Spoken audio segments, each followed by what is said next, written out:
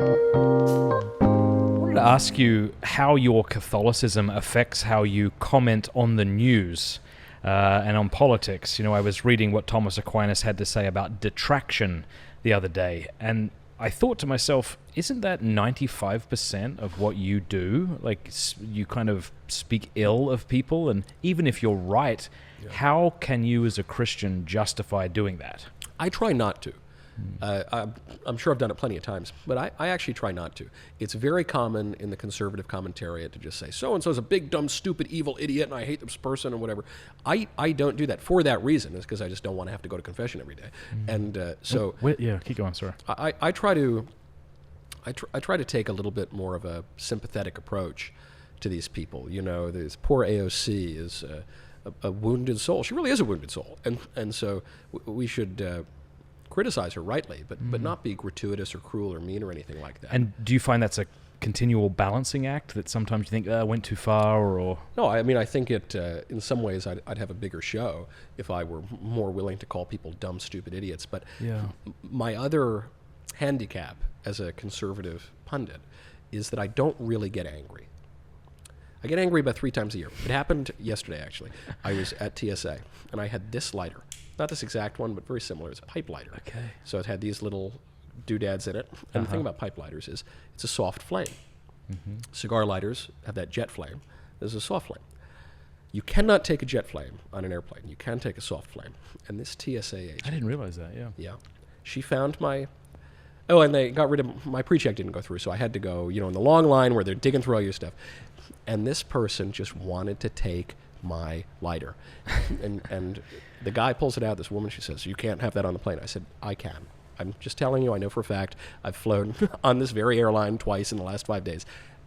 That is TSA compliant. She goes, no, it's not. I said, it is actually. No, it's not. Back and forth, back and forth. And she goes to the supervisor, and the supervisor said, yeah, that's fine. She's so angry. And now they're just saying, I gotta get this lighter from him. And so they say, well, and I'm not joking, I said, well, this doodad here, this could be a knife. You're kidding. It's not a knife. It's a pipe cleaner. I said, what could I do? I couldn't break my own skin with this. I said, no, it's not. You can't. And I said, I promise you this is fine. And luckily the supervisor let me through. Oh, she did. So you kept it. I did keep it. Okay. I was not leaving without it. I would have shut down that airport, Matt. I was not. Sometimes. But so that aside, and I actually, the whole time I was thinking of the headlines on Daily Wire right now. Yeah, Knowles shuts down airport. Knowles shuts down airport over pipe lighter. Mm-hmm. And I was so, and at the time I was thinking, don't lose your temper, because then you will have to go to confession like tomorrow, and then it's just don't do it, because I dread the loss of heaven and the pains of hell, but I also don't want to offend thee, Lord, and so don't, I'm on the verge of my seat. But that happens rarely. I really don't get angry in politics. And in conservative media, you either have to be extremely funny or extremely angry. That's usually the rule. Interesting. And I say with no false modesty, I don't think I'm extremely either of those things. And but whatever, even if it costs me some views, I am conscious of that because one, it doesn't suit my disposition, but two, don't call another man Raka, or you'll be liable to the fire.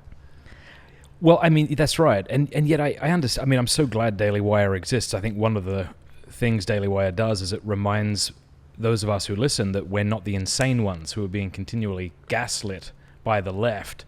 You come in and remind us, actually, no, you're right here. Don't worry, and here's why you're right. It's like, oh, thank God. I thought I was insane, Yep. So I understand, I guess, why we have to comment on these things. And I suppose what would be the justification for calling somebody out?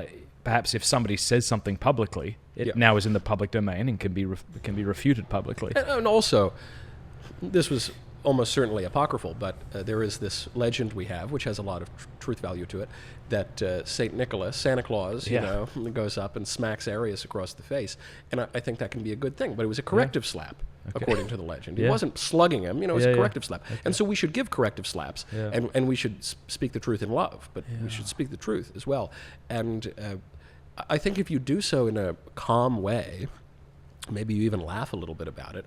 I think that can be pretty effective, and I don't think there's anything immoral about doing that. I mean, Right. when Balenciaga runs an ad for their products that it alludes to child pornography, I think we should say this is evil, and the people who are doing this are really compromising Vicious their souls, and idiots, they're doing really evil things, Yeah. and they really need to cut it out. So how do you think how does your Catholicism affect how you comment on politics? Just in the way you've said?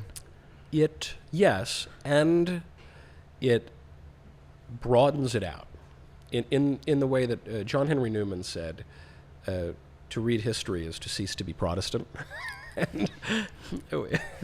Which I try not to say on the show. I don't want to be too mean to the Our beautiful wonderful Protestants Protestant listeners. Yes, we're often doing a better job than we Catholics. that's right. But what really helps there is conservatives are very reactive to everything.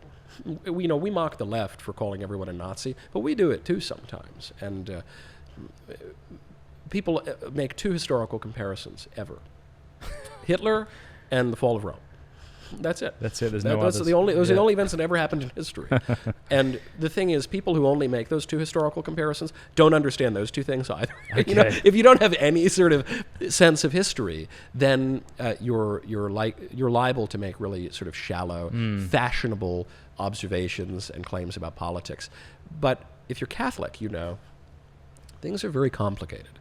And so a good example of this, we were talking about free speech earlier, is it became really fashionable over the last 5 years for conservatives to adopt this free speech absolutist position. I did not fall into that, whereas many other conservatives did. And I did not fall into that in part because I'm a Catholic. We have a list of banned books, okay? I know that we mock book burning as the greatest of all evils. There's book burning in the Book of Acts. People ban their sorcery books. I know that Plato advocated banning the books of his philosophical rivals, and I know that there's a position to be. There's a good argument for restricting certain views. I mean, St. Thomas Aquinas says that heretics ought to be executed. So that does not. I haven't called for AOC to be executed because of her horrible political views, but it shows you that things are a little bit more complicated than whatever stupid 5-point manifesto you read on the back of a napkin these days.